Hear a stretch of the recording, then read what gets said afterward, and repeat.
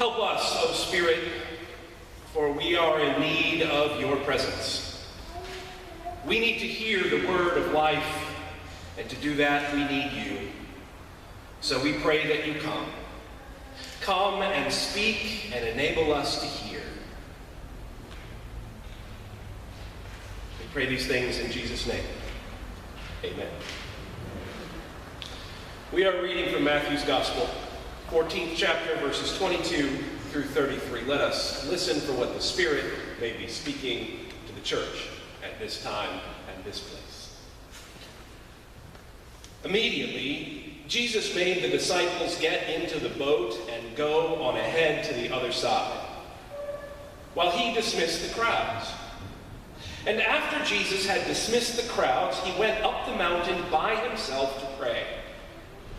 When evening came, he was there alone. But by this time, the boat, battered by the waves, was far from the land, for the wind was against them. And early in the morning, Jesus came walking toward them on the sea. But when the disciples saw him walking on the sea, they were terrified, saying, "It is a ghost."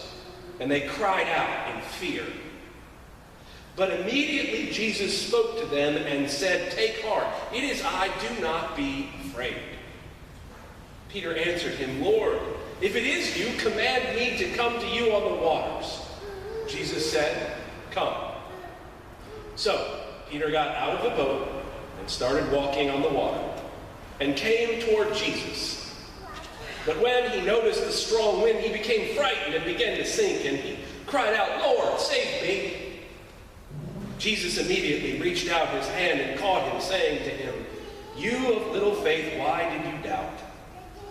When they got into the boat, the wind ceased. And those in the boat worshipped him, saying, "Truly, you are the Son of God." This is the word of our Lord. Thanks be to God.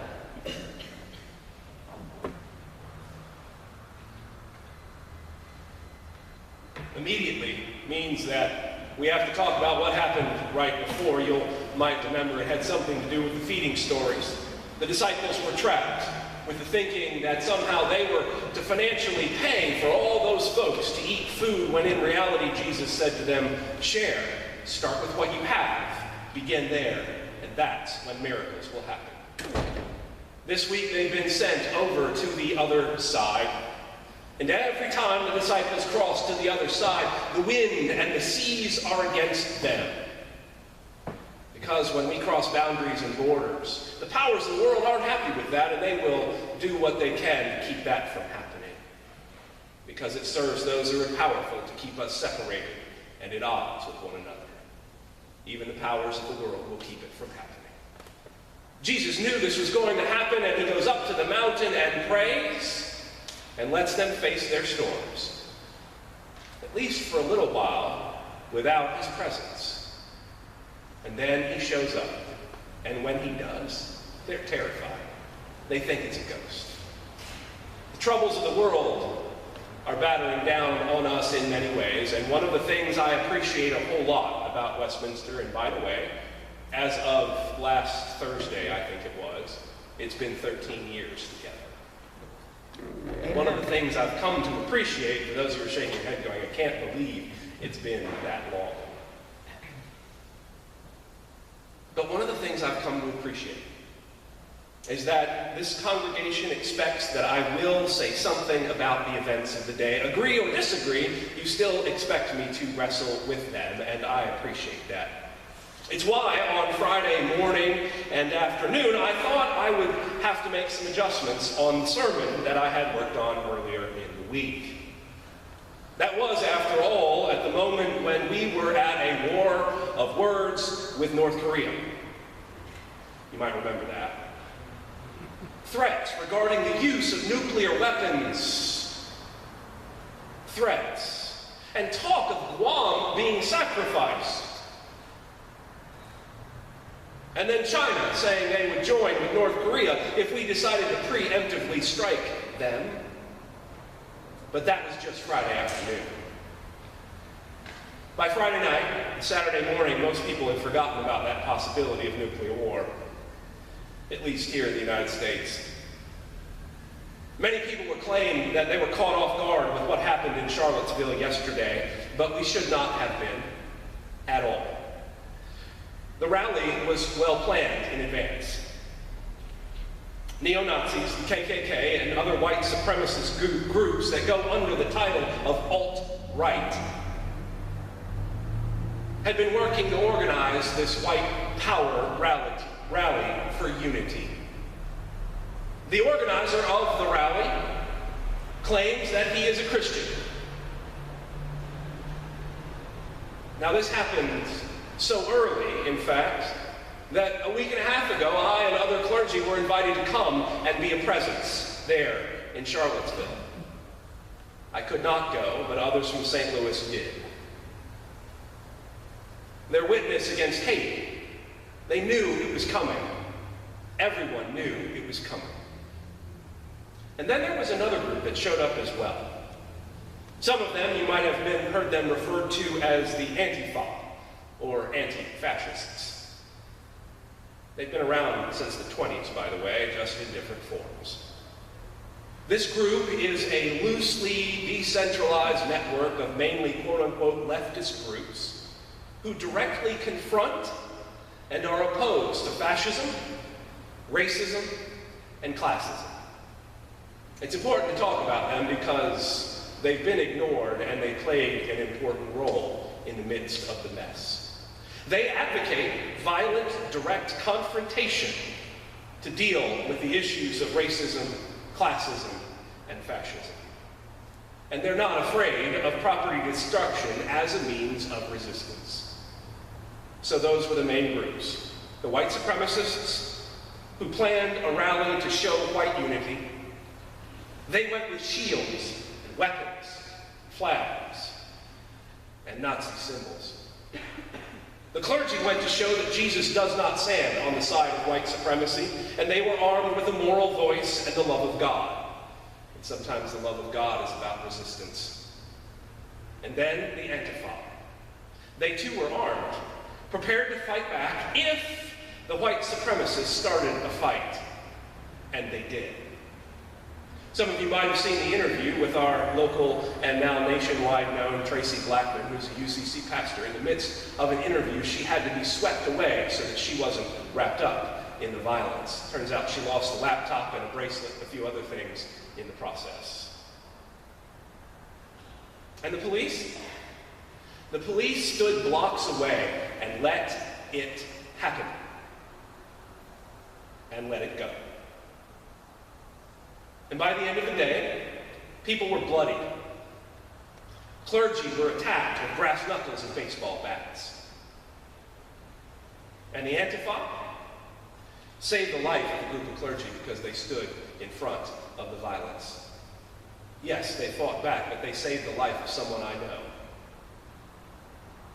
And then there were 3 people at the end of the day who died. When a white Christian terrorist drove his car into a crowd of peaceful protesters, hitting them in the back. They did not know what hit them. So I stand up here today to talk about this because I'm angry, I'm sad, and I'm afraid for our country. But let me make it really clear. I'm not in any way surprised that it happened. The seeds, the embers of hate have been fed for a really long time. As people of faith, as people who claim the title Christian, we have to be really public right now that we do not support white supremacists who claim the term Christian. Not only do we not support them, we must stand and say they do not speak for the faith that we know in Jesus Christ. They are not following the God of the Bible we come to know through Jesus Christ. We need our moral voice now. And it needs to be loud and clear.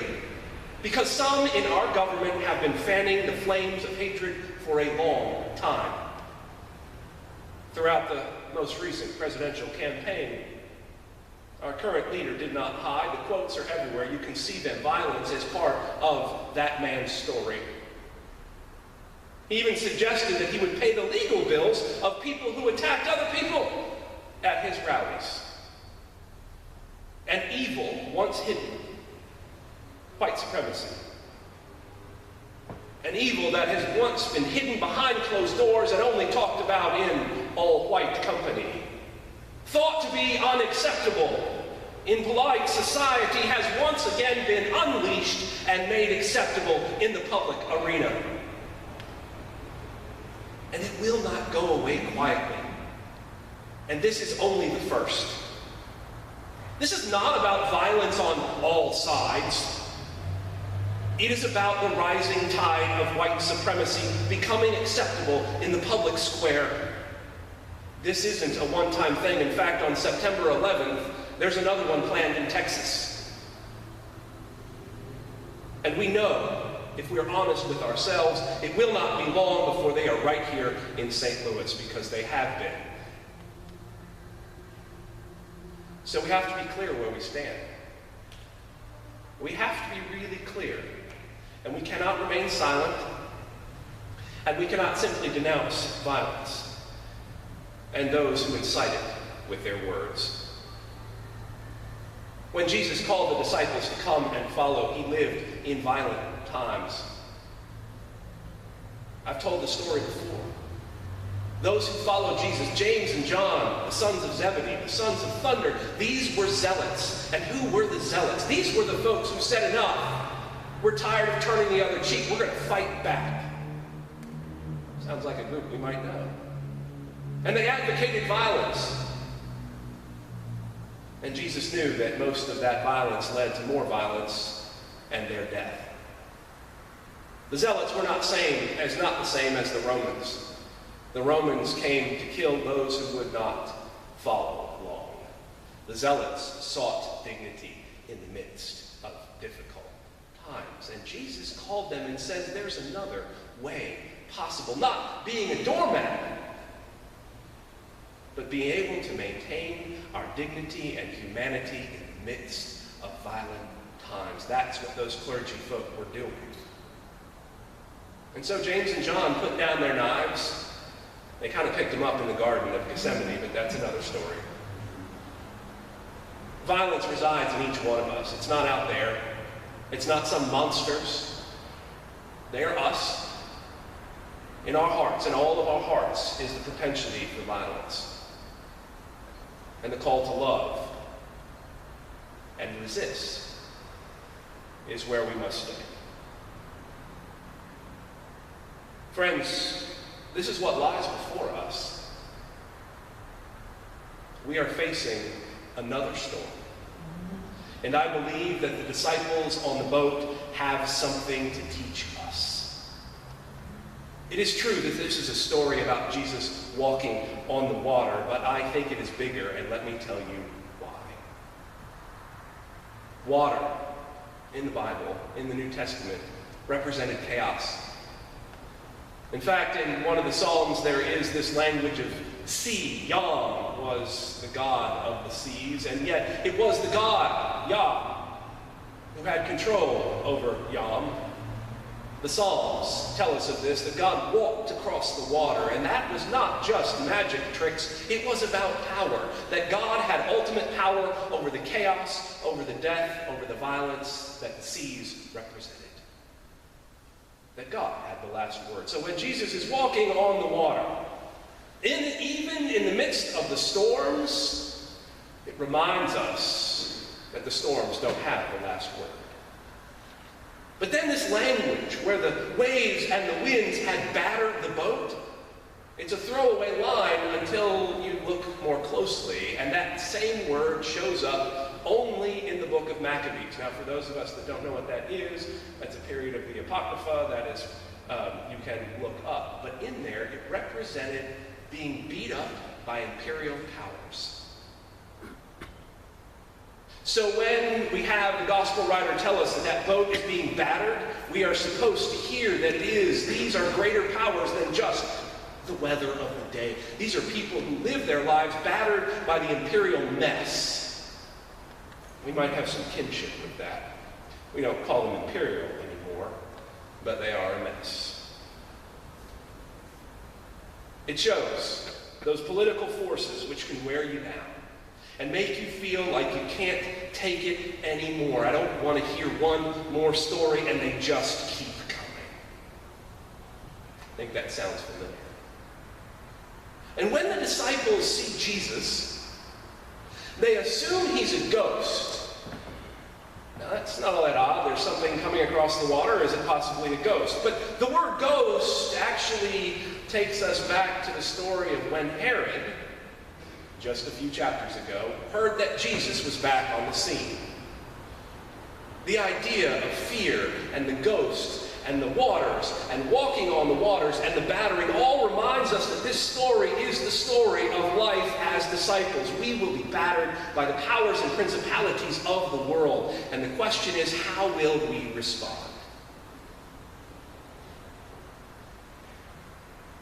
It's reminding, this story, to disciples in all age, that when we preach the gospel, the powers of the world will not like it. That when we follow Jesus, we will not avoid the storms of life. They may come in the form of political mess. They may come in the form of financial mess or medical issues or whatever it is. We find ourselves battered and finally don't want to go on. But today we are battered more than ever by the waves of white supremacy. And when we are battered by the waves of white supremacy, when we are battered by the threat of nuclear war, and when we are battered by the latest tweet storm, we will remember through this story that they do not have the last word. They don't. They don't have ultimate power over our lives. And so that is why those clergy folks stood there and they prayed and they sang and said, no, we know a different way. We will not be moved. When we are called to step out, when Jesus calls Peter to step out, to prove that this was in fact Jesus, Peter has no idea what he's getting into, and frankly, in some ways, that is what it is to be a follower of Jesus. We're called to follow. We have moments of joy. We think we're doing the right thing, and the next thing we find ourselves in the midst of the world where we are called to speak against the powers of white supremacy. Jesus is called out, and as he does, instead of focusing on the call of Jesus, instead of focusing on the mission of the church, instead of following what it means to be a disciple of Jesus day in and day out, Peter starts focusing on the troubles of the world. He puts his attention on the storms. He focuses on the troubles with hours in front of his TV screen or computer screen or smartphone or Twitter feed. Well, he would if he was alive today. And in the midst of that, again and again, story after story after story after story, he becomes paralyzed and cannot walk any further and begins to drown. But the good news is, he knows who to cry out to. I've had enough, oh Lord, save me. And it's in that moment where Jesus does. Lifts him up, puts him in the boat, reminds him that we are called to have just even the mustard seed of faith. The good news is we are all called to step out, not by ourselves. I actually think that's what Peter's problem was. What if he had said, Lord, call us all out to you? All out. They had all stepped out together. That they would have been able to encourage one another to keep focus on the mission and the call and to focus on Jesus. And instead, they might not have sunk, but they might have. And all they would have had to remember to do was to pray out, save me. The first image of the Christian church was that of a boat with a sail. Not a motor, not an oar, a sail. Figuring out how to catch the winds to sail can be a challenge on some days and dangerous on others. And maybe this is what Jesus is talking about, this whole encounter, is to say, you as the followers will always face troubles, but not every day, but some days. And they will feel like they will tear you apart and you can't go any further, and yet you are not alone. In the highest midst of the worst storm where they think they're going to perish, Jesus shows up, though they don't recognize it. And Jesus does. And that is the journey of our lives, of our church, of our faith, to step out, to fail, to cry out, and to step out again, but not by ourselves, with the great cloud of witnesses and those who are arm in arm saying no to the powers of evil in the world. And when I say that, I think it's important to remember when we talk about white supremacy as one of the powers of evil in the world, we are not saying that white supremacists are themselves evil. They are trapped by those powers. Because Paul says, and this is important, that our fight is not against flesh and blood, but the powers and principalities. It means we will come into confrontation with those of flesh and blood, but we do not see them as inherently evil, because when we do, then they are beyond God's redemption. And I believe in the power of transformation so much that I believe Richard Spencer could be transformed, but it's not my job.